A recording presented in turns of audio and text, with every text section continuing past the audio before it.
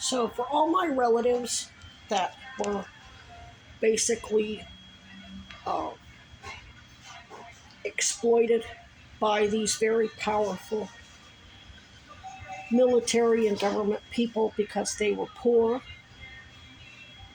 and victims themselves. Both my grandfathers were abusers. I have no doubt that my mother and her sisters were systematically abused by the men in the family, and they damn sure weren't allowed to talk about it. Um, I remember Aunt Mary going toe-to-toe with Uncle Bob. She would defend her kids, but she was all too happy to let these abusers go after anybody who wasn't her kids.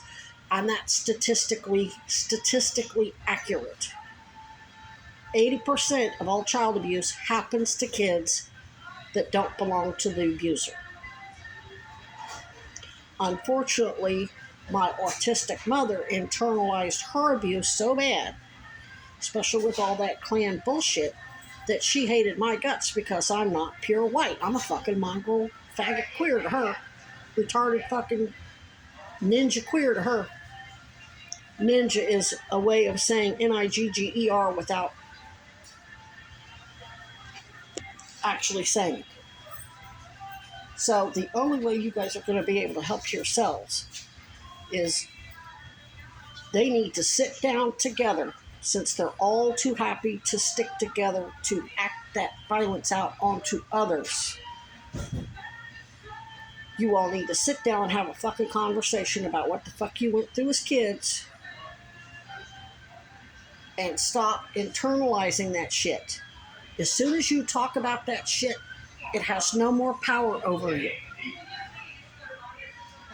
That's why the Bible says, be a witness, testify. When you don't do that, what the horrible things you've seen or the horrible things you've been through, that gives Satan power over your mind, your heart, your spirit, and you just become a mean, vicious, molesting son of a bitch.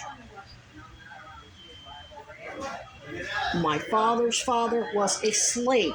He was born into slavery, and go watch Amistad if you want to know how they treated fucking slaves. And it wasn't just Africans, it was indigenous people from all over. Africans weren't the only indigenous people put on those godforsaken ships. Native Americans were put on those ships and shipped to Africa and shipped to wherever they colonized the whole fucking world. The colonizers landed on Plymouth Rock with that Bible and used that Bible to justify raping and slaughtering 100 million indigenous peoples, the Trail of Tears, and that's what inspired Hitler. He says so in his book. It's the culture they created and they exploit. It is satanic. It's how it is.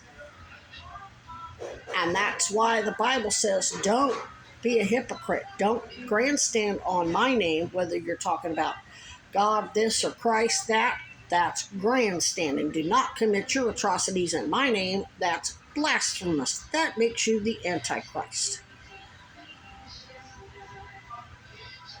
So you were all drunks and addicts to cope with your toxic environments. Then they come into your parties. Bob Green has parties on the property. They have homecoming parties on the property. They molested us kids. You chose to let them do it because, by God, that's what was done to you. So fuck you. Who are you to have a better life than me? It's not like you don't know it's wrong. You know it's wrong. That's why you're lying about having done it. Then they murdered all those people.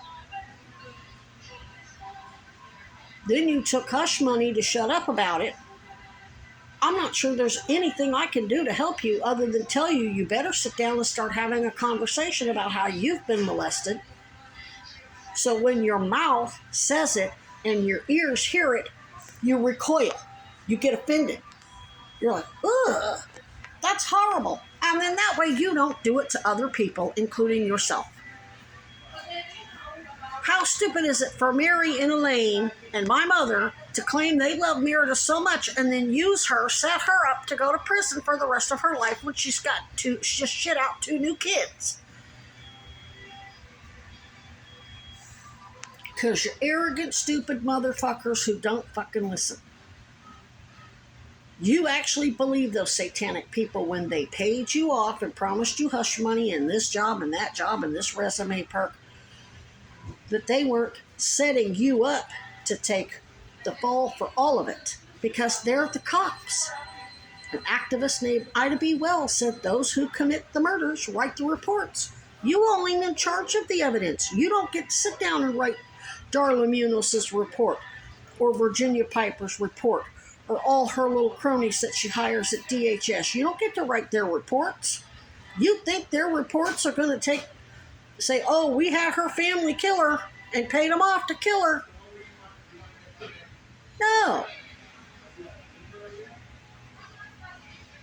Her abusive family didn't help her, and of course they're hiding the fact that I have cancer at all, at least here in Vermont, which is really stupid because all the other medical records from Missouri and Arizona say I have cancer. I'm just refusing care because I'm just so traumatized and depressed because of my abusive family. And then use Homeland Security Protective Services through the police department to justify surveillance on me, and it's on you too, motherfuckers, because you're their primary suspects, because they ain't gonna put their damn selves in their reports as the murderers. Use some goddamn common fucking sense. You're too ingrained with that white supremacist Ku Klux Klan crap. You think you're so superior to me because you're pure white. Never mind. You're complete fucking idiots. I've been showing your asses. You got all that education, all that money, all that power, all those powerful friends, and you're showing your ass left and right.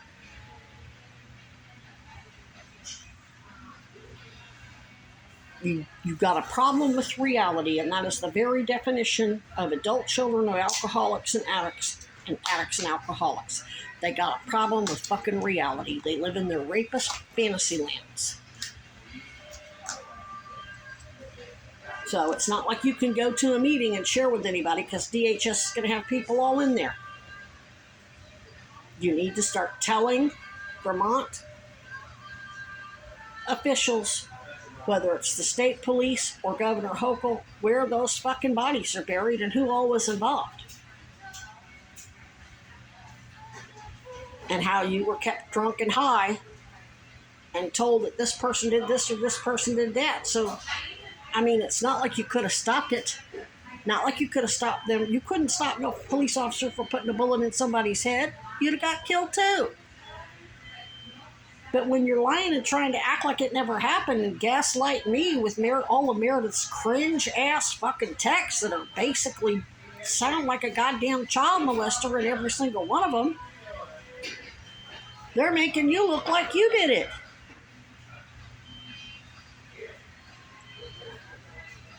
Let me give you a good example. How many people voted for the Epstein Transparency Act? Over almost 500 congressional members from the House and the Senate voted for it, all except one. I think his name was Clay Higgins. He was the only one dipshit that didn't vote for it. That includes Jim Jordan, Andy Biggs, and all the Republicans. They basically postured to look like they weren't part of the criminal organization. And Trump signed it to make it look like I'm not part of the Epstein files. I didn't do nothing. So on paper, it looks like they're not involved. And now here we are. We still ain't got the fucking files. And all those Republicans are now revealing their role in the criminal organization by letting Blondie sit there and refuse to answer proper questions. They kiss her ass during the whole thing. That's not to say Democrats aren't involved too. Maybe Jamie Raskin isn't one of the stockholders that profiting from it directly. I don't know. But when she accused him, you're a pretty good stock trader yourself, Raskin. She was basically signaling to those in Congress, and that includes attorneys general, that includes governors, that includes reps, senators, congressional members, and mayors, Democrats and Republicans alike. You snitch us out, we snitch you out because you've been profiting from it as stockholders. That was basically a warning to Marjorie Taylor Greene and Nancy Mace and Lauren Boebert.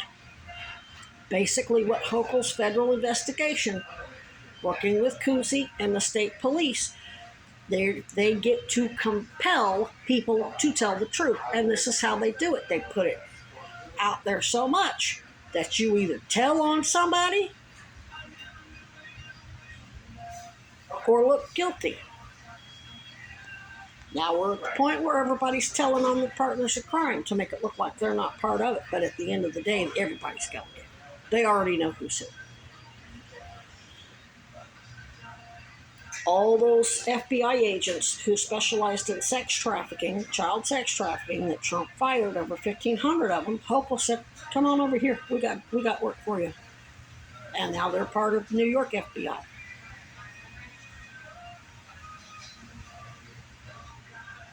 Which they probably went to work for the law firm that she hired. And most of them are lawyers. That doesn't mean that they're lawyers that they go to court, but they're just assisting the investigation.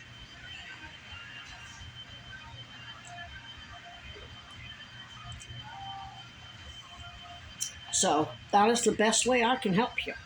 I swore an oath to Chad Cronin. He's a defense attorney, and therefore my oath requires that I help people stay out of prison as best as possible. And that's the only way you're going to. I mean, at this point, Mom and Mary and Elaine are elderly. Nobody wants to lock them up, but you got to tell the truth about what happened. You got to tell the truth about Darla. You got to tell the truth about how they came to you and told you that I was making all these criminal allegations against you, and you were like, "What? We didn't do that."